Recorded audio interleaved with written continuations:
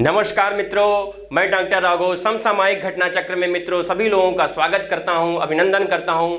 मित्रों, समसामयिक घटना चक्र ने ये बड़े हर्ष का विषय है कि एक सामान्य हिंदी की एक जबरदस्त पुस्तक, ये आपके सामने ये पुस्तक दिखा रहे हैं हम। चित्रात्मक पुस्तक है बेटा, ये सामान्य हिंदी की पुस्तक है। चित्रमय ढंग से इसको प्रस्तुत किया गया है, चित्रात्मक प्रस्तुति है जो है ये एक अनूठी पहल है सामान्य हिंदी को आपको समझाने की, आपको जो है सरलतम तरीके से विषय को कैसे रुचिकर बनाया जा सकता है। चित्रमय पुस्तक के माध्यम से विषय को रुचिकर बनाया जा सकता है। देखिए ये इतनी पतली पुस्तक है, इसकी साइज आप देख रहे हैं, ये बहुत पतली पुस्तक है। कहने का मतलब ये है कि तथ्यात्मक चीजों को ही महत्वपूर्ण रूप से जो परीक्षा उपयोगी है उसको इसमें संकलित किया गया है। ठीक है, अब मानवीय स्वभाव तो जानते ही हैं कि यदि कोई पढ़ी हुई चीज है तो कुछ दिनों में आप भूल जाते हैं, लेकिन यदि आंखों से देखी हुई चीज चित्रमय ढंग से यदि कोई चीज देख लेते हैं तो वो जल्दी विस्मृत नहीं होती है। शायद ये इसी को ध्यान में रखते हुए इसको प्रस्तुत किया गया है कि विषय को किस प्रकार हम विषय वस्तु को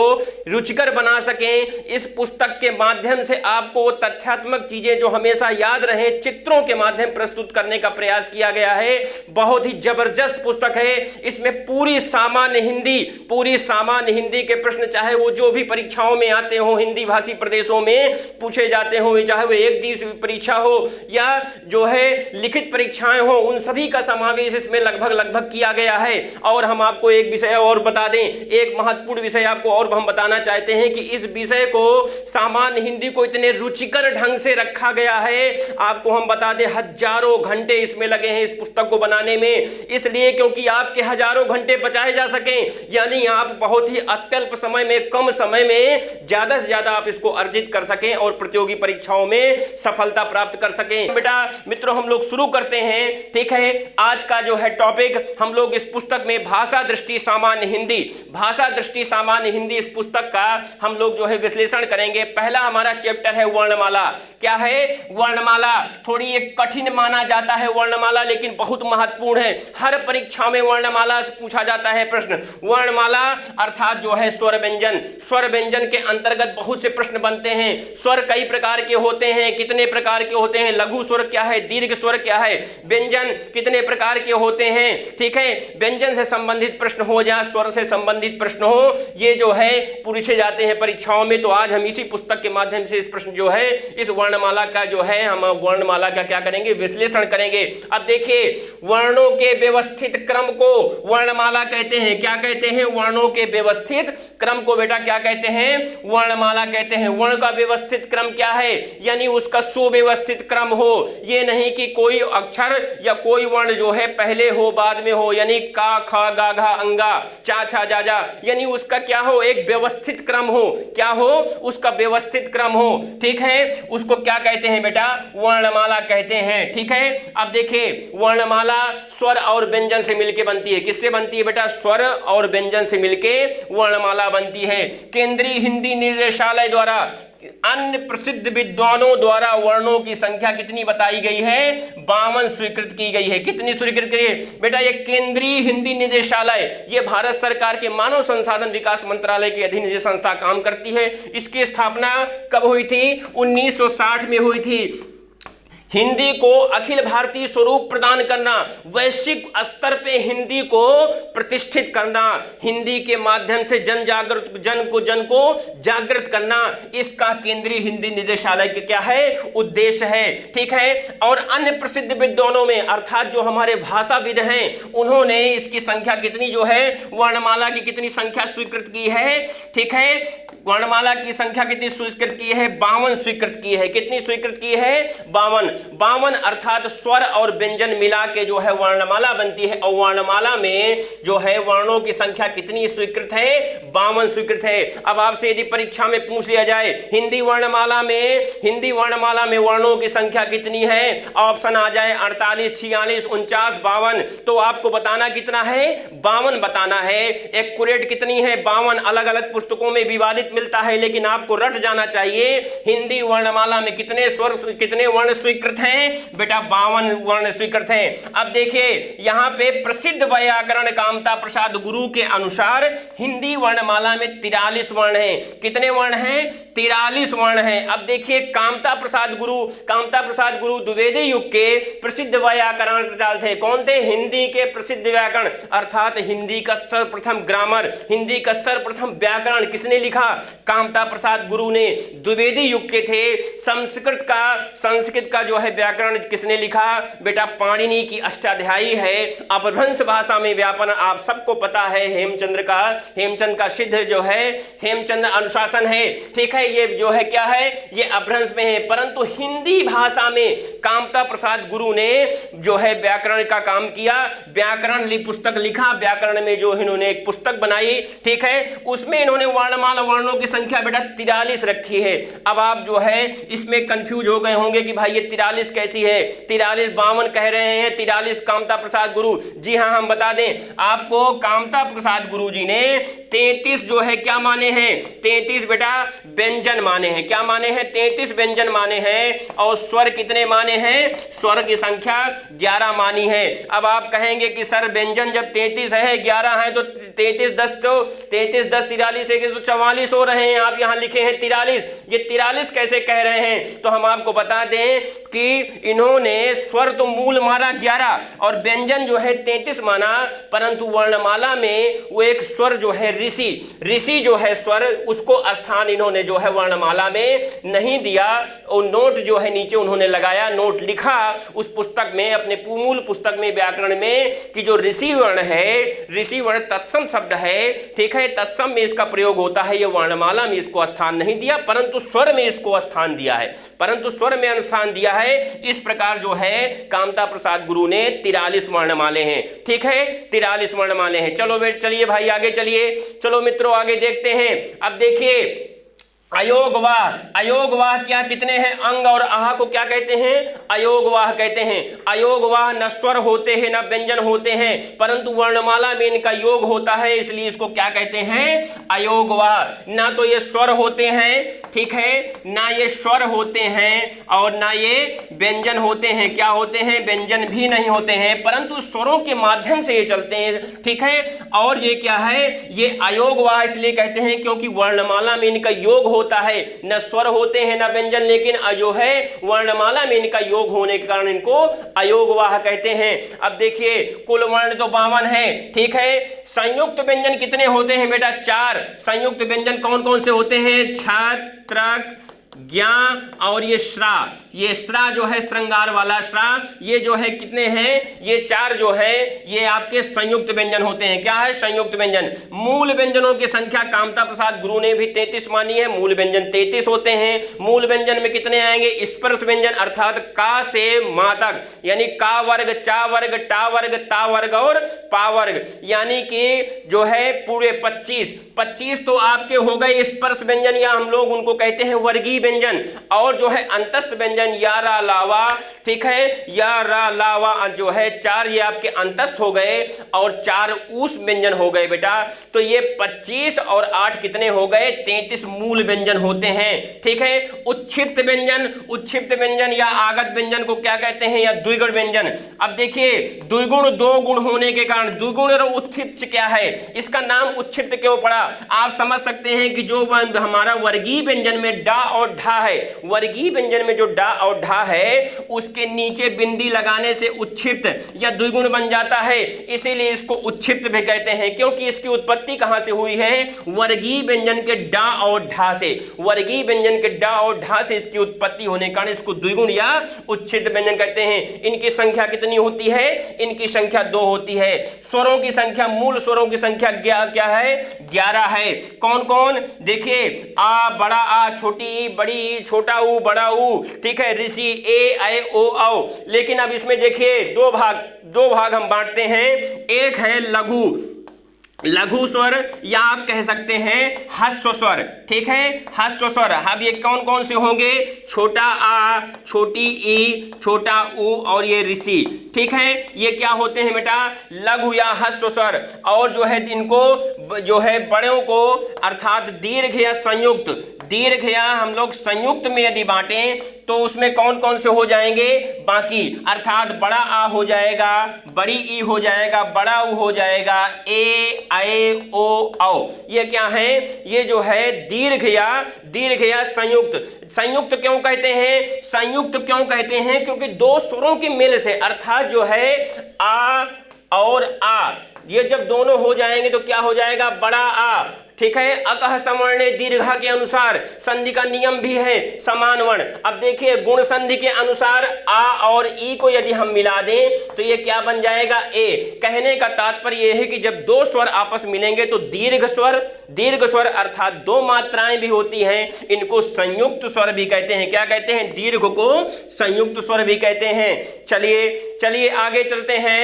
देखिए स्वर तथा उनके वर्गीकरण क्या है, स्वर तथा उनके वर्गीकरण, कैसे इनका वर्गीकरण किया जाएगा इसको भी देखते हैं। स्वर वे वर्ण है जिनका उच्चारण बिना किसी अवरोध के होता है, अर्थात स्वर क्या है, स्वर में किसी प्रकार का कोई अवरोध नहीं होता, बिना जो है, ठीक है, वे वर्ण है जिनका उच्चारण बिना किसी अवरोध के होता है। ठीक है, अब स्वरों का वर्गीकरण हमने किया है, जिह्वा की ऊंचाई के आधार पर, मुख विवर खुलने के आधार पर।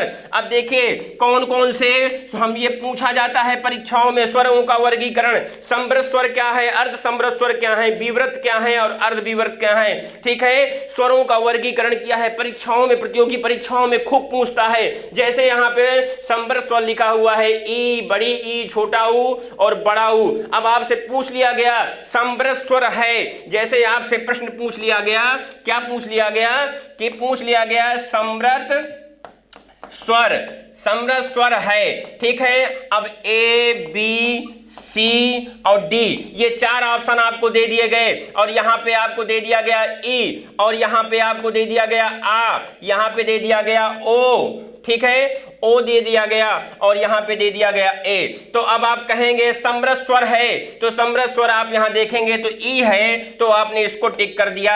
इस प्रकार आपसे प्रतियोगी परीक्षाओं में खूब पूछा जाता है, इस प्रकार प्रश्न पूछे जाते हैं। समृद्ध का मतलब क्या होता है, समृद्ध मतलब होता है बंद, समृद्ध का मतलब क्या होता है, बंद। ठीक है, समृद्ध का मतलब बंद, अर्ध समृद्ध का मतलब अर्ध बंद, अर्थात आधा बंद। ठीक है, आधा बंद। ठीक है, और विवृत का मतलब क्या होता है, विवृत का मतलब होता है खुला होता है।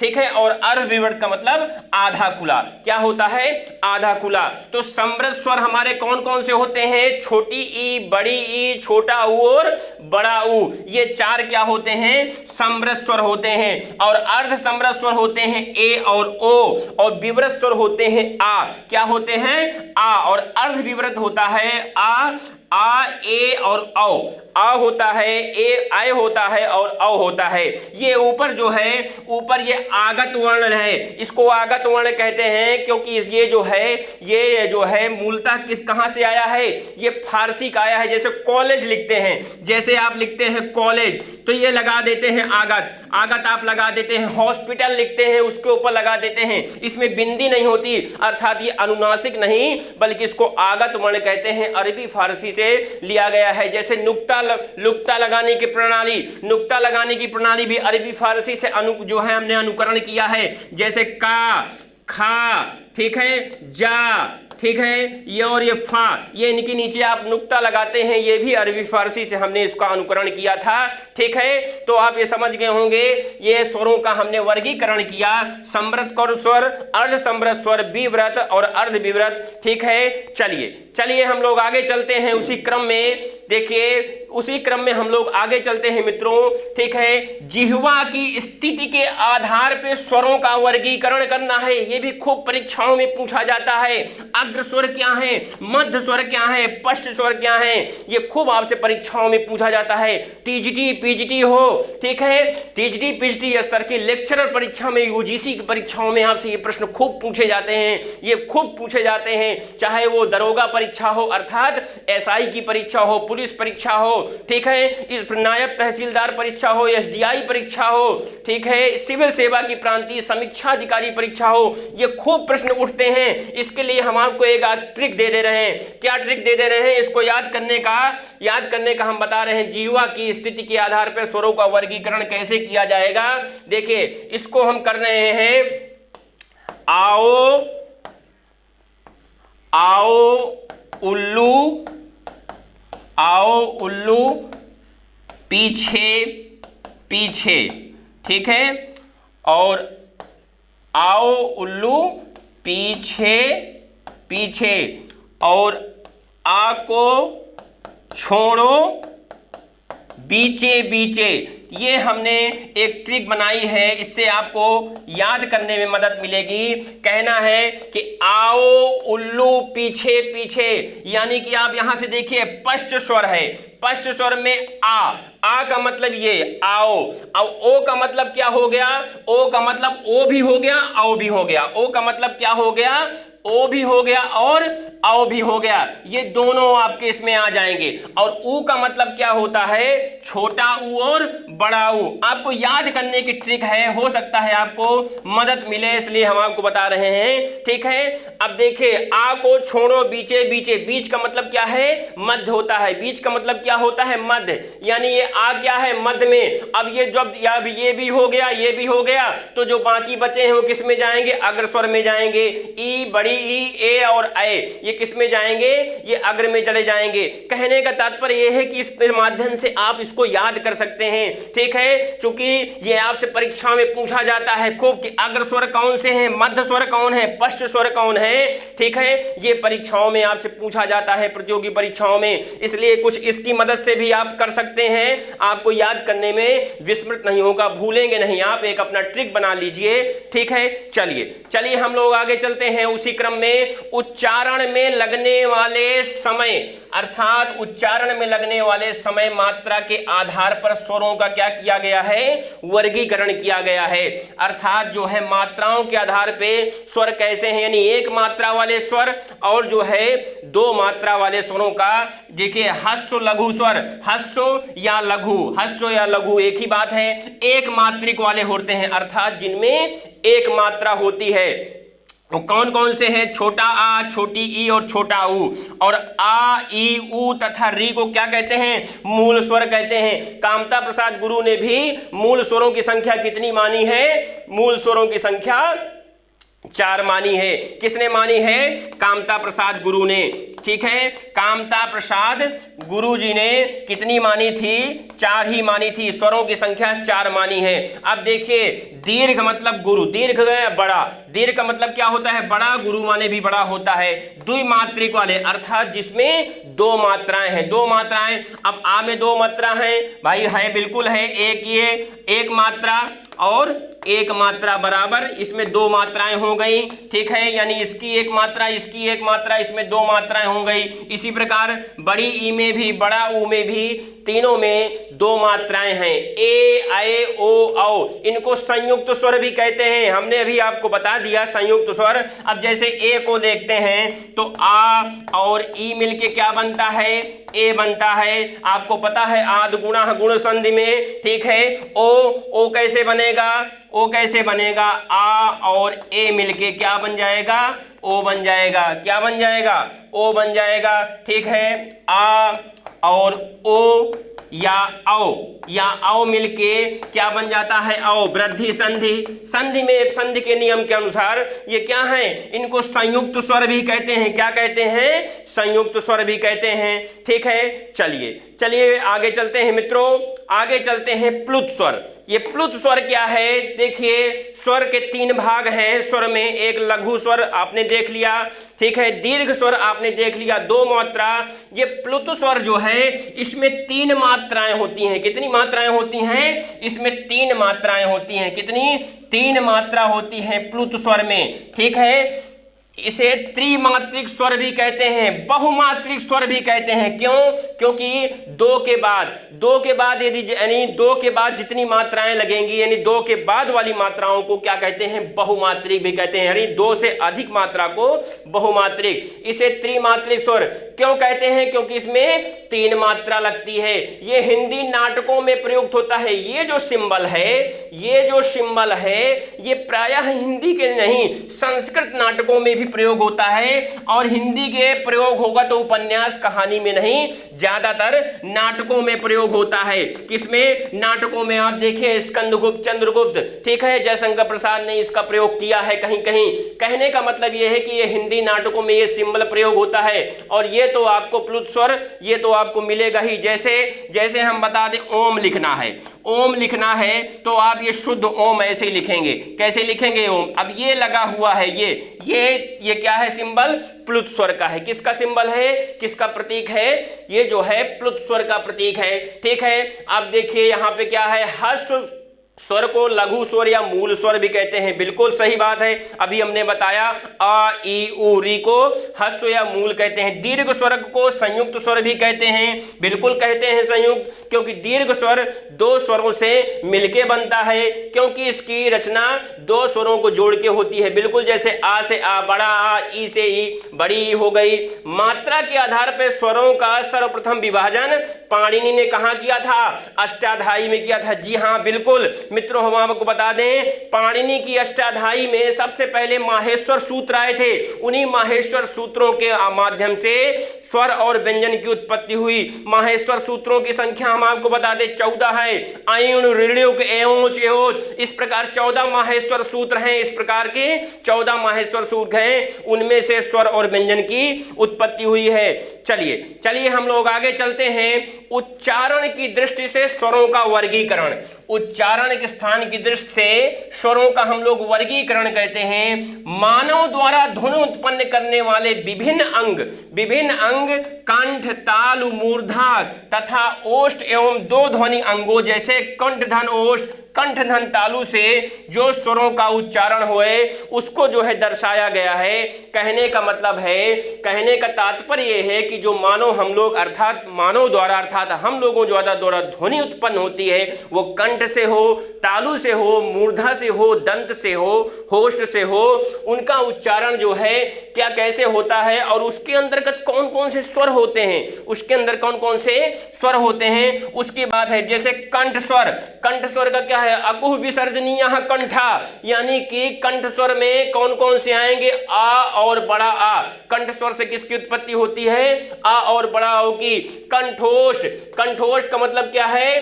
कंठ और ओष्ठ, कंठ और ओष्ठ, यानी कि कंठ और ओष्ठ से जो है जिसकी उत्पत्ति हुई है वो कौन कौन से हैं? ओ और आओ, यानी कंठ और ओष्ठ दोनों मिलके, यानी कंठ का भी स्थान है और होंठ का। जैसे आप उच्चारण करके देखिए ओ, यानी कंठ का भी प्रयोग है और होंठ का भी प्रयोग है। किसका?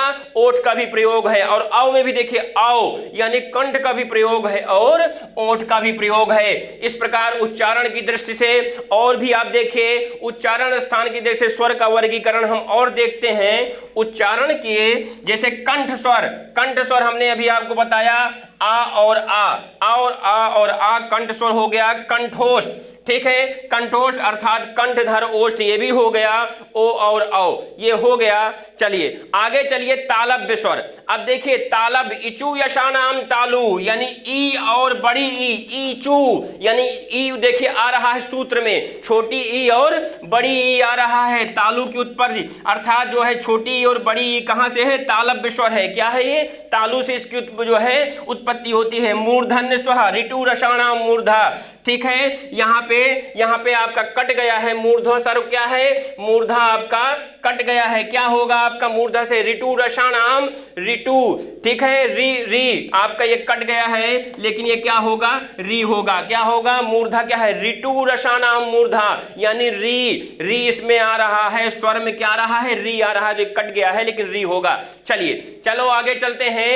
अयोग वाह वर्ण, वर्ण अयोगवाह हमने अभी शुरुआत में ही आप लोगों को बता दिया था कि अयोगवाह अंग और आहा होते हैं। अंग और आहा जो न स्वर होते हैं न व्यंजन होते हैं, क्या न जो स्वर होते हैं न व्यंजन होते हैं, परंतु वर्णमाला में इनका स्थान सुनिश्चित होता है। अब देखिए हिंदी वर्णमाला में इसे अनुस्वार भी कहते हैं। अंग को क्या कहते हैं? इसको अनुस्वार भी कहते हैं। क्या कहते हैं? अनुस्वार भी कहते हैं। ये ऐसे, इसका सिंबल क्या है? ये, इसको क्या कहते हैं? अनुस्वार भी कहते हैं। इसका चिन्ह आप देख सकते हैं। हिंदी वर्णमाला में इसे विसर्ग कहते हैं। इसका चिन्ह आप देख सकते हैं, ये बना हुआ है। ठीक है, ये आहा। ठीक है, अनुस्वार और विसर्ग देखिए यहाँ स्पष्ट दर्ज है, स्पष्ट यहाँ दर्ज है कि अनुस्वार और विसर्ग ना तो स्वर हैं ना ही व्यंजन है, अपितु वे स्वरों के सहारे चलते हैं। स्वरों के सहारे चलते हैं, बिल्कुल सही बात है। इनका उपयोग दोनों स्वरों और व्यंजनों में होता है। बिल्कुल स्वरों में भी होता है और व्यंजन में भी होता है। इनका उपयोग स्वर में भी और व्यंजन में भी होता है। ठीक है, अब देखिए मित्रों, अब देखिए घोष स्वर और सघोष स्वर, घोष और अघोष। घोष और अघोष क्या होता है आगे हम व्यंजन में बताएंगे आपको। ठीक है, लेकिन अभी आप इतना जान लीजिए कि जो घोष स्वर होते हैं, घोष को सघोष भी कहते हैं। क्या कहते हैं? इधर देख लीजिए, घोष को हम लोग सघोष भी कहते हैं और एक और होता है अघोष। क्या होता है? अघोष। अभी हम स्पष्ट कर रहे हैं। तो प्रायः जो सभी स्वर होते हैं वो क्या होते हैं? जितने स्वर हैं अर्थात 11 स्वर हैं, वो सभी क्या होते हैं? वो सभी क्या होते हैं? घोष होते हैं। क्या होते हैं? घोष या सघोष एक ही चीज है, अर्थात सभी स्वर क्या होते हैं? घोष होते हैं। जिन वर्णों के उच्चारण में नाद अर्थात जो है स्वर कंपन का उपयोग होता है उन्हें क्या कहते हैं? घोष कहते हैं। क्या कहते हैं? घोष स्वर कहते हैं। क्या कहते हैं? घोष स्वर अर्थात स्वर कंपन का उच्चारण जहां हो। चलिए आगे चलते हैं। आगे आपका आ गया अल्प प्राण। अल्प प्राण और महाप्राण दो होते हैं। क्या होते हैं? अल्प प्राण और एक होता है महाप्राण। क्या होता है? महाप्राण। अभी व्यंजन में स्पष्ट कर देंगे। अल्प प्राण क्या होते हैं? प्रायः सभी जो स्वर होते हैं क्या होते हैं? सभी स्वर होते हैं जो अल्प प्राण होते हैं। ऐसे वर्ण जिनके उच्चारण में मुख से कम वायु निकले अर्थात जिनके मुख से कम वायु निकले वे क्या होते हैं? अल्प प्राण होते हैं। क्या होते हैं? अल्प प्राण होते हैं। चलिए आगे चलते हैं, आगे स्पष्ट हो जाएगा। और देखिए व्यंजन आ गया। हमने आपको स्वर पूरा पढ़ा दिया मित्रों, स्वर आपसे पढ़ा दिया, कैसे प्रश्न कहां से बनेंगे ये बताने का प्रयास किया। ठीक है, ये स्वर हमारी खत्म हो गई। अब हमारा दूसरा उसी का पार्ट है व्यंजन। स्वर के बाद हमारा जो दूसरा पार्ट है व्यंजन। अभी स्वर और व्यंजन से ही मिलके वर्णमाला बनती है। मित्रों एक निवेदन है, ये जो प्रस्तुति हमने दे रहे हैं हम आपको, आपकी मांग के अनुसार आपने बहुत मित्रों ने हमारे कमेंट किया था, सर हमको पूरी ग्रामर पढ़ा दीजिए, पूरा पीडीएफ पढ़ा दीजिए, सर वर्णमाला समझ में नहीं आ रही है। वर्णमाला पूरी हम आपको इस माध्यम से, इस वीडियो के माध्यम से बताने का प्रयास कर रहे हैं। एक निवेदन है आपसे, विनम्र निवेदन है कि हमारे जो है समसामयिक घटना चक्र को आप जो है इसको सब्सक्राइब करिए और लोगों तक पहुंचाने का अर्थात शेयर करने का काम करिए। इससे अन्य लोग भी लाभान्वित हो जाएं, क्योंकि पूरी सामान्य हिंदी इस पुस्तक के माध्यम से हम देने वाले हैं। आपको चित्रात्मक प्रस्तुति है इसमें, ये आपको कभी विस्मृत नहीं होगी, क्योंकि चित्र जो मनोविज्ञान भी कहता है कि आंखों देखी चीजें जल्दी भूलती नहीं है। आप पढ़ा हुआ भूल सकते हैं, लेकिन अगर आप आंखों से देख लिए हैं अर्थात कोई चित्र यदि आपके प्रतिबिंब बन गया है आंखों में, वो जल्दी आपको विस्मृत नहीं होगा। इसलिए परीक्षाओं उपयोगी बहुत है, ये आपको कभी नहीं भूलेगा, परीक्षा में याद रहेगा।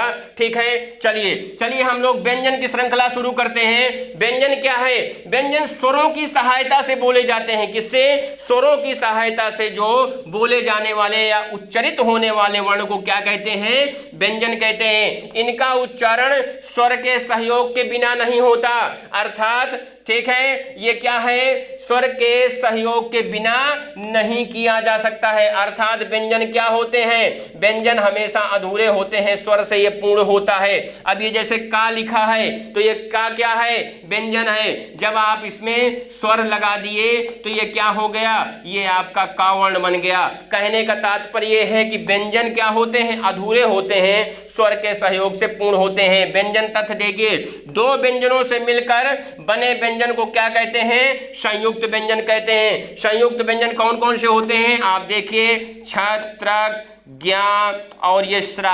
अब आप देख सकते हैं ये आधा का और सा से मिलके बन गया व्यंजन से, ये आधा ता और रा से मिलके बन गया, ये आधा जा और इया से मिलके बन गया, और ये आधा शा और ये रा से मिलके बन गया। अब देखिए ये दो व्यंजन हैं, ये भी व्यंजन है इससे, अर्थात ये क्या है, दो व्यंजनों के जो संयुक्त से बनता है उसको क्या कहते हैं, उसको संयुक्त व्यंजन कहते हैं। ठीक है, जिन व्यंजनों के उच्चारण में जीभ ऊपर उठकर मूर्धा को स्पर्श करके तुरंत नीचे आ जाए उसे द्विगुण व्यंजन कहते हैं। द्विगुण व्यंजन हमने आपको बता दिया।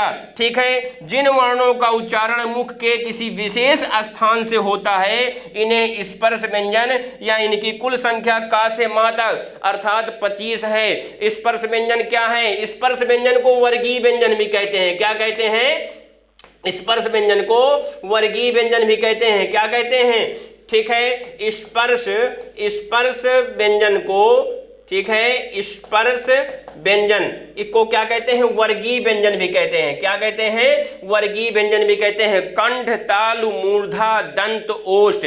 कंठ का मतलब का वर्ग, का वर्ग, वर्गीय की हम चूंकि बात कर रहे हैं तो वर्गीय में का से मा तक ही आते हैं, तो कंठ से वर्गीय व्यंजन में जो कंठ से उत्पत्ति होगी जिसकी का वर्ग की होगी, का, खा, गा, घा, अंगा। ठीक है, चा वर्ग में चा, छा, जा, झा, इया।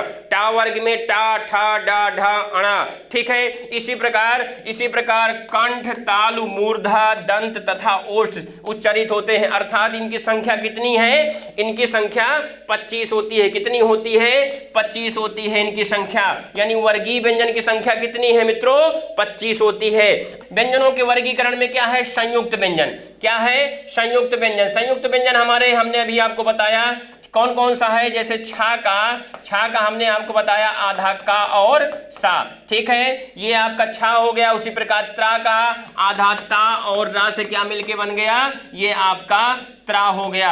ठीक है, ये जा आपका जा और यहाँ से क्या बन गया, ज्ञा बन गया, और श्रा जो है आधा शा और रा से बन गया। अभी आपको हमने बताया उच्छिप्त या आगत द्विगुण व्यंजन दो हैं, हमने इसको बता दिया। उच्छिप्त क्यों होते हैं, क्योंकि ये वर्गीय व्यंजन डा और ढा से इसकी उत्पत्ति होती है। कहां से होती है, डा और ढा से, इसलिए इसको क्या कहते हैं, उच्छिप्त या द्विगुण भी कहते हैं। ठीक है, डा इसके उच्चारण में जिह्वा नोक के उलट कर नीचे के हिस्से को कठोर तालु को झटके से छूती है। किसको, डा को बोलते हैं ना ड। ठीक है, और ढा क्या है, ये महाप्राण ध्वनि है। महाप्राण ध्वनि आगे हम आपको बताएंगे। इसे घोष, महाप्राण या मूर्धन उच्छब्द कहते हैं। ढा मूर्धन अर्थात जो है इसकी उत्पत्ति कहां से होती है, मूर्धा से इसका उच्चारण होता है। मूल व्यंजन कितने हैं, मूल व्यंजन कामता प्रसाद गुरु ने भी 33 माना है। स्पर्श व्यंजन की संख्या 25 है। इनको वर्गीय व्यंजन भी कहते हैं। का वर्ग अर्थात कंठ से उसकी उत्पत्ति होती है। चा वर्ग अर्थात तालु से इसकी उत्पत्ति होती है। टा वर्ग अर्थात किससे होती है, अर्थात मूर्धा से जिसकी उत्पत्ति होती है। ठीक है, दंत, कंठ, तालु, मूर्धा, दंत, ओष्ठ, ये 5 हैं वर्गीय व्यंजन है। उच्चारण के आधार पे देखिए व्यंजनों का वर्गीकरण, उच्चारण के आधार पे व्यंजनों का वर्गीकरण कहते हैं स्पर्श व्यंजन या वर्गीय व्यंजन। स्पर्श व्यंजन या वर्गीय व्यंजन ये क्या होते हैं, का से मा तक, का से मा तक ये होते हैं। क्या होते हैं, का से मा तक। कंठ, तालु, मूर्धा, दंत और ओष्ठ से इस उच्चरित होने वाले व्यंजनों को क्या कहते हैं, स्पर्श या वर्गीय व्यंजन कहते हैं। क्या कहते हैं, वर्गीय व्यंजन कहते हैं। ठीक है, 5 होते हैं, कंठ, तालु, मूर्धा, दंत, ओष्ठ। अब देखिए ध्यान से, यहाँ पे स्पर्श व्यंजन की बात कर रहा है इस प्रश्न में। उच्चारण के आधार पे जो व्यंजनों का वर्गीकरण किया है, ये पूरे व्यंजन नहीं बल्कि ये जो है स्पर्श व्यंजन की यहाँ बात हो रही है। स्पर्श व्यंजनों का वर्गीकरण वर्गीकरण किया गया है, इसलिए कंठ व्यंजन क्या होंगे, का वर्ग, अर्थात का, खा, गा, घा, अंगा। ठीक है, अकु विसर्जनीय कंठा से ये जो कंठ वर्ण आ रहा है, कंठ से का वर्ग, चूंकि इसमें कंठ में 5 ही रखा जाएगा, का, खा, गा, घा, अंगा,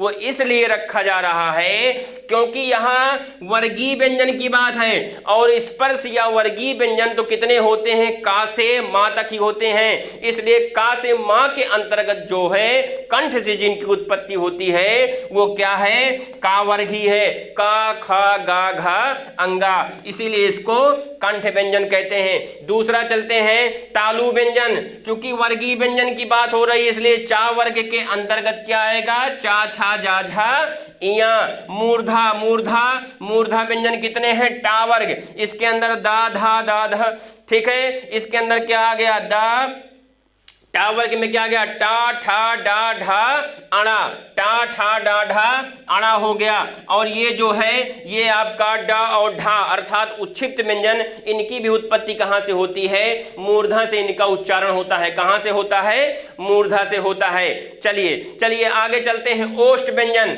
ओष्ठ उपध्वनि सूत्र है यानी पा वर्ग, चूंकि वर्गीय व्यंजन की बात है इसलिए जो है पा वर्ग के अंतर्गत ये जो है ओष्ठ व्यंजन किसमें आता है, पा वर्ग, पा, फा, बा, भा, बा। अब दंतोष्ठ अर्थात दंत और ओष्ठ, यानी जब दोनों का जहां पे हो क्या हो, दंतोष्ठ क्या हो, ये वर्ण है पा, ठीक है, दंतोष्ठ, ठीक है। अब चलिए स्वर तंत्री के आधार पे व्यंजनों का वर्गीकरण किया गया है, स्वर तंत्रियों के आधार पे व्यंजन का वर्गीकरण किया गया है। देखिए ध्यान से देखिए, श्वास नली के ऊपरी भाग के कुछ नीचे स्वर तंत्र स्थित हैं जो ध्वनि उत्पादन के प्रमुख अवयव हों। अब ध्यान से देखिए इनका विवरण इस प्रकार है। अब देखिए अघोष व्यंजन आ गया, हमने इसको स्पष्ट कर रहे हैं। अघोष व्यंजन क्या होता है, जब स्वर तंत्रियां खुली होती हैं और वायु बिना अवरोध के बाहर निकले, अर्थात स्वर तंत्री खुली हो, वायु के बिना अवरोध के बाहर निकल जाता है, उसको क्या कहते हैं, अघोष व्यंजन कहते हैं। क्या कहते हैं, अघोष व्यंजन। स्पर्श व्यंजन वर्ग के प्रथम तथा द्वितीय वर्ण, यानी कि जो वर्गीय व्यंजन है, वर्गीय व्यंजन की संख्या क्या है, का से मा तक। वर्गीय व्यंजन क्या है, का से मा तक को क्या कहते हैं, वर्गीय व्यंजन कहते हैं। क्या कहते हैं, वर्गीय व्यंजन कहते हैं।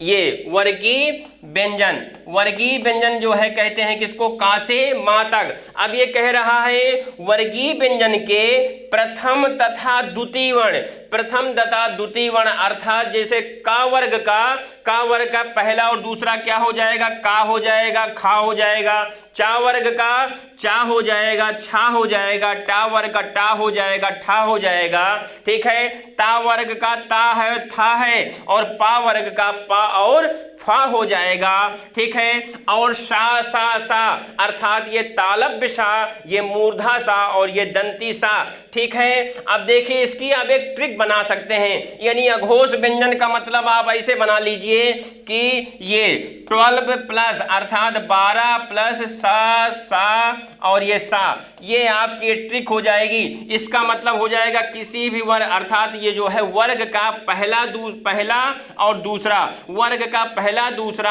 और प्लस सा, ठीक है, और प्लस आप इसमें जोड़ दीजिए स्वर। इसके पहले हमने पढ़ा है, इसके पहले स्वर नहीं होते हैं। स्वर जो है किसमें होते हैं, स्वर सघोष में होते हैं, अघोष में नहीं होते हैं, ठीक है। अघोष में इसको नहीं करिएगा, यानी कि 12 अर्थात सा, ये आपका सूत्र बन जाएगा। क्या बन जाएगा, सूत्र बन जाएगा। यानी आप इसको याद करने का तरीका आप बना सकते हैं अपने आधार पे कि 12 प्लस सा, यानी 12 का मतलब होता है वर्ग का पहला दूसरा और सा हा जो है क्या होते हैं, ऊष्म होते हैं, परंतु इसमें हा नहीं है, याद रखिएगा इसमें हा नहीं होता है अघोष व्यंजन में। चलिए आगे देखिए, घोष को ही क्या कहते हैं, सघोष कहते हैं। जब वायु के अवरोध से स्वर तंत्रियों में क्या हो, वायु के अवरोध से स्वर तंत्रियों में कंपन होता है, क्या होता है, कंपन होता है, उसे क्या कहते हैं, घोष या सघोष कहते हैं। इसे संवार भी कहते हैं, क्या कहते हैं, संवार भी कहते हैं। ठीक है, अब क्या है इसमें कौन कौन से वर्ण आएंगे, ध्यान दीजिए। स्पर्श व्यंजन वर्ग के, स्पर्श व्यंजन का मतलब का से मा तक, स्पर्श व्यंजन वर्ग के तीसरे, चौथे और पांचवें वर्ण। कहने का तात्पर्य यह है कि तीसरा, चौथा और पांचवा, तीसरा, चौथा, पांचवा वर्ण यारा लावा, यारा लावा को आप सभी जानते हैं, क्या कहते हैं, अंतस्थ कहते हैं, क्या कहते हैं, अंतस्थ कहते हैं। और चूंकि हा उसमें छूट गया था, यानी हा उसमें नहीं होता है, किसमें, अघोष में हा नहीं होता, सा ही था, अर्थात तालव्य सा, मूर्धा सा और दंती सा था। तो सघोष में क्या होगा, सघोष में हा जो है होता है, हा क्या होता है, सघोष में होता है। अब देखिए, इसके पहले जब हम लोग स्वर पढ़ रहे थे तो हमने आपको बताया था, पढ़ाया था इसमें कि जितने स्वर होते हैं वो क्या होते हैं, सभी स्वर जो है घोष होते हैं। तो इसलिए इसको स्वर को भी इसमें आप ऐड कर दीजिए, ये आपका ट्रिक बन गया। अर्थात 345 अंतस्थ प्लस हा प्लस स्वर, ये क्या होते हैं, ये घोष होते हैं। 345 का मतलब कि जो है वर्ग का तीसरा, चौथा, पांचवा, अंतस्थ रटा हुआ है, यारा लावा, और हा को भी जोड़ दीजिए और स्वर 11 होते हैं। ये सब मिलके क्या होते हैं, ये जो है घोष होते हैं, क्या होते हैं, घोष होते हैं। आप जैसे यहाँ वर्गीय व्यंजन का तीसरा, चौथा, पांचवा क्या है, गा घा घा, ठीक है। इसी प्रकार जो है चा वर्ग का तीसरा क्या है, तीसरा है जा झा इया, टा वर्ग का तीसरा क्या है, डा ढा अड़ा, और ता वर्ग का तीसरा, चौथा, पांचवा क्या है, दा धा और ना। उसी प्रकार पा वर्ग का, और ये जो है अंतस्थ है या रा ला वा, और ये जो हा जो है उसमें छूटा था, कहने का मतलब ये जो है उसमें सा ही था, इसलिए हा किस में होता है, घोष में होता है। चलिए, प्राणत्व के आधार पे व्यंजनों का वर्गीकरण कैसे करेंगे। प्राणत्व मतलब क्या होता है, श्वास वायु। प्राणत्व वाले क्या होता है, प्राणत्व का अर्थ है श्वास वायु, प्राणत्व का अर्थ क्या होता है, श्वास वायु। वस्तुतः व्यंजनों के उच्चारण करते समय मुख से निकलने वाली वायु की मात्रा के आधार पर व्यंजनों के दो भेद होते हैं। कौन कौन से, देखिए, एक होता है अल्पप्राण, दूसरा होता है महाप्राण। अब अल्पप्राण कैसे क्या होते हैं, स्पर्श व्यंजन वर्ग का पहला, तीसरा तथा पांचवा, पहला, तीसरा तथा पांचवा, याद रखिएगा। अल्पप्राण में क्या है, अल्पप्राण में देखिए नियम लगाते हैं, ट्रिक बना लीजिए।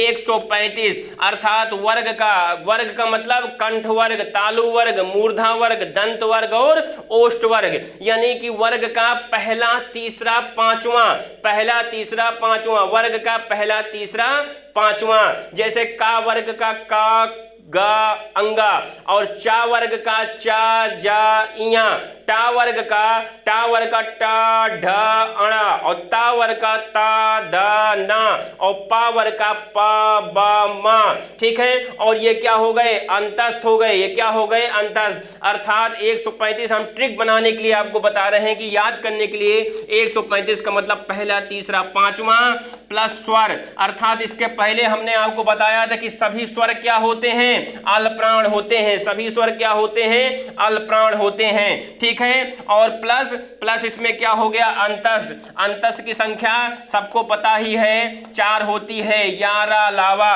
तो ये आपका एक ट्रिक बन गया, 135 प्लस स्वर, ठीक है, प्लस अंतस्थ, ये क्या होते हैं, अल्पप्राण होते हैं। 135 का मतलब पहला, तीसरा और पांचवा, और ये अंतस्थ, ठीक है। चलिए आगे चलते हैं। महाप्राण आप देख लीजिए, महाप्राण व्यंजन देख लीजिए। महाप्राण व्यंजन क्या है, उच्चारण में श्वास का अधिक मात्रा में निकलना, अर्थात हकार की ध्वनि उत्पन्न करना क्या होता है, महाप्राण व्यंजन होता है। क्या होता है, महाप्राण व्यंजन होता है। स्पर्श व्यंजन वर्ग का दूसरा तथा चौथा वर्ण, यानी कि जो वर्गीय व्यंजन है, कंठ वर्ग हो, चाहे तालु वर्ग हो, चाहे दंत हो, चाहे ओष्ठ हो, उनका जो है क्या, उनका कह रहा है दूसरा तथा चौथा ट्रिक बना लीजिए। 24 धान, इसके बाद ऊस व्यंजन, ऊस का मतलब तालव्य सा, मूर्धा सा, दंती सा और हा। अर्थात इसमें आप लिख सकते हैं ऊष्म व्यंजन। क्या लिख सकते हैं? ऊष्म व्यंजन। ये आपको याद करने का हम ट्रिक बता रहे हैं। ऊष्म व्यंजन जो है ये क्या होते हैं? ये जो है महाप्राण होते हैं। 24 धन ऊष्म अर्थात वर्ग का दूसरा और चौथा और जितने ऊष्म व्यंजन है, ऊष्म का मतलब ये 4 ही हैं, सा, सा, हा, यानी कि तालव्य सा, मूर्धा सा, दंत सा और हा। ये क्या होते हैं? ये आपके महाप्राण होते हैं। क्या होते हैं? महाप्राण होते हैं। अब देखिए अंतस्थ व्यंजन। अंतस्थ व्यंजन कितने हैं? 4 होते हैं। या, रा, ला, वा। ये अर्ध स्वर भी हैं, ध्यान दीजिएगा। अर्ध स्वर इनको कहते हैं। क्या कहते हैं? अर्ध स्वर भी इनको कहा जाता है। लेकिन हिंदी के भाषाविद डॉक्टर उदय नारायण तिवारी केवल या और वा को अर्थात या और वा को ही सिर्फ क्या मानते हैं? अर्ध स्वर मानते हैं। वो या को क्या कहते हैं? पूर्ण अर्ध स्वर। पूर्ण अर्ध स्वर क्या है? या है। और वह क्या है? वह जो है वह को आधा अर्ध स्वर मानते हैं। आधा अर्ध स्वर, ठीक है, ये ध्यान दीजिएगा। किसने? डॉक्टर उदय नारायण तिवारी को। ठीक है, ये अंतस्थ व्यंजन का उच्चारण देखिए। इनका उच्चारण जीभ, जोहवा, तालु, दांत, ओष्ठ के परस्पर अपूर्ण मिलन से होता है। क्या होता है? तालु, दांत और ओष्ठ के अपूर्ण मिलन से इसका जो है क्या होता है? उच्चारण। ध्यान दीजिएगा। अब उच्चारण की दृष्टि से यह क्या है? सूत्र आपको हमने अभी बताया, इचु यशाणाम तालु, यानी जो या का उच्चारण है वो कहां से होता है? सूत्र के अनुसार तालु से होगा है। ऋतु रसाणाम मूर्धा, ऋतु रसाणाम मूर्धा में रा की उत्पत्ति मूर्धा से होती है। लितु लसानाम दंता, यानी ला की उत्पत्ति कहां से होगी?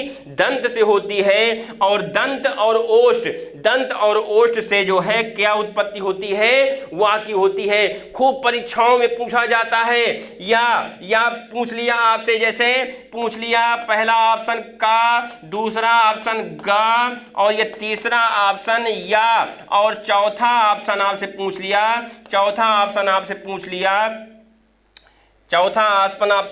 पूछा क्या? घा पूछा। अब कह दिया इसमें क्या है? तालव्य वर्ण क्या है? तो आप बता देंगे तालव्य वर्ण क्या है? या है। या क्या है? तालव्य वर्ण है। इस प्रकार परीक्षाओं में कई प्रकार से प्रश्न पूछे जाते हैं। इस प्रकार परीक्षाओं में आपसे कई स्तर से प्रश्न पूछे जाते हैं। आगे चलते हैं। ऊष्म व्यंजन। ऊष्म व्यंजन क्या है? ऊष्म व्यंजन जो है रगड़ या घर्षण से, किससे? रगड़ या घर्षण से ऊष्म अर्थात गर्म वायु से उच्चारित होते हैं। सा। देखिए अब ये क्या है? शा, तालव्य है। क्या है? इचु यशाणाम तालु, इचु यशाणाम तालु, ये तालव्य वर्ण है। ऋतु रसाणाम मूर्धा, ये ऋषि अर्थात ये खटकोण वाला जिसको हम लोग मूर्धा सा कहते हैं। क्या कहते हैं? मूर्धा सा। ऋतु रसाणाम मूर्धा सूत्र से। लितु लसानाम दंता, जो है दंत से क्या है? सा व्यंजन की उत्पत्ति होती है। और अकुह विसर्जनीय कंठा से सूत्र से हा किसके? कंठ वर्ण से हा को उत्पत्ति होती है। ठीक है, अब देखिए ये क्या है? ऊष्म व्यंजन हमने अभी बताया, ये 4 होते हैं। सा, सा, हा, अर्थात ये तालव्य सा, ये मूर्धा सा, ये दंत सा और ये हा, ये 4 होते हैं ऊष्म व्यंजन। अब चलिए आगे। एक वर्ण का अपने ही वर्ण के साथ पुनः आना, एक वर्ण का अपने वर्ण के साथ पुनः आने को क्या कहते हैं? द्वित्व व्यंजन। अर्थात एक ही व्यंजन जब वो 2 बार पुनरावृत्ति उसकी होती है वो क्या होती है? जैसे इसमें लिखा हुआ है, ये कच्चा लिखा हुआ है। अब आप देख रहे हैं एक बार आधा चा है और एक बार पूरा चा है। ठीक है, ये दोनों मिलके क्या बन रहा है? ये जो है आप देख रहे हैं, यानी कि वर्ण की पुनरावृत्ति अर्थात व्यंजन की, जो व्यंजन की पुनरावृत्ति हो रही है, एक ही वर्ण की पुनरावृत्ति हो रही है। यानी आधा चा यानी व्यंजन है और चा में यानी स्वर भी इसमें मिला हुआ है, स्वर भी है और आधा व्यंजन भी है। अर्थात कि आधा चा और ये चा वर्ण, यानी कि ये व्यंजन और ये वर्ण जब दोनों बिल्कुल समान रूप से मिलते हैं, अर्थात एक ही व्यंजन का, एक ही वर्ण का आपस में जब वो मिलते हैं तो क्या हो जाता है, द्वित्व व्यंजन हो जाता है। जैसे कि आप देख रहे हैं सज्जन में, जा में आप देख रहे हैं वही व्यंजन की पुनरावृत्ति है, पक्का में, का में देख रहे हैं उसी व्यंजन की पुनरावृत्ति है। ठीक है, द्वित्व व्यंजन आप समझ गए होंगे। अब संयुक्त व्यंजन समझ लीजिए। संयुक्त ध्वनियां क्या होती हैं, जब दो या दो से अधिक व्यंजन ध्वनियों का परस्पर मिलन हो, यानी दो ध्वनि जब आपस में मिलती हैं उनसे उनका उच्चारण होता है। जैसे प्रारब्ध, प्रारब्ध जो है क्या है, अब देखिए जैसे प्रारब्ध लिखा हुआ है, यानी कि ये बा है, यानी आधा बा है और ये धा है, यानी जब दो ध्वनियां वो भी अलग अलग, दो ध्वनि जब आपस में अलग मिलती हैं वो संयुक्त ध्वनियां कहलाती हैं। जैसे अभी आपने हमको संयुक्त व्यंजन में बताया था, तो आपको हमने बताया था जैसे छा है तो ये आधा का और सा से, ये आप देख रहे हैं कि जो अलग अलग वर्ण होते हैं वो संयुक्त ध्वनियों में आ जाएंगे, यानी दो अलग वर्ण जब मिलते हैं तो संयुक्त ध्वनि का उच्चारण करते हैं। जैसे आप ये देख सकते हैं प्रारब्ध, ठीक है, क्लांत, आधा ना है और ता है, अलग अलग हैं, लेकिन यदि इसी में यदि समान हो जाता तो वो द्वित्व हो जाता, यानी एक ही वर्ण की जब पुनरावृत्ति होगी वो द्वित्व हो जाएगा, और अलग वर्ण जब आधा और पूरा, ठीक है, अलग वर्ण की जहां पुनरावृत्ति होगी या अलग वर्ण जहां दो आपस में मिलेंगे वो क्या होगा, वो संयुक्त ध्वनि होगा या संयुक्त ध्वनि होगा। ठीक है बेटा, तो आज हमने आपको पूरी वर्णमाला जो है आपको हमने स्वर और व्यंजन बताने का प्रयास किया, बताने का, समझाने का प्रयास किया। उम्मीद करते हैं कि आपको पूरी वर्णमाला समझ में आ गई होगी। आपके जो है रिक्वायरमेंट थी, आपकी ये जो है मांग थी कि सर हमको पूरी वर्णमाला पढ़ाइए, वर्णमाला हमको बहुत कठिन लगती है, समझ में नहीं आता, घोष अघोष अल्पप्राण महाप्राण स्वर व्यंजन में अंतर नहीं कर पाते, कंफ्यूजन की स्थिति है। वो आज हमने आपको उन सारे प्रश्नों के माध्यम से, हम अपनी पुस्तक के चित्रात्मक प्रस्तुत के माध्यम से, पुस्तक के माध्यम से पूरी वर्णमाला आप लोगों को पढ़ाने का, समझाने का प्रयास किया। एक पुनः निवेदन है, ये पुस्तक मार्केट में उपलब्ध हो चुकी है, इसको लेके अधिक से अधिक आप लोग लाभान्वित होइए। बहुत पतली पुस्तक है, चूंकि तथ्यात्मक चीजें हैं, चित्रमय प्रस्तुति है, आपको याद रहेगा, आपकी मेमोरी में जो भी एक चित्र आपके बन जाएगा वो आपको परीक्षा के समय तक याद रहेगा। कम मेहनत में, कम श्रम में आप ज्यादा अर्जित कर सकते हैं। बहुत पतली पुस्तक है, तथ्यात्मक चीजें रखी गई हैं, हजारों घंटे इस पुस्तक को लिखने में, समझने में किया गया है खर्च, आपका बहुत कम समय बचेगा। विषय वस्तु को रुचिकर बनाने हेतु इस पुस्तक की प्रस्तुति की गई है। तो आपको अपेक्षा करता हूं समझ में आया होगा। तो इन्हीं शब्दों के साथ मैं आपसे विदा लेता हूं। जय हिंद, जय भारत।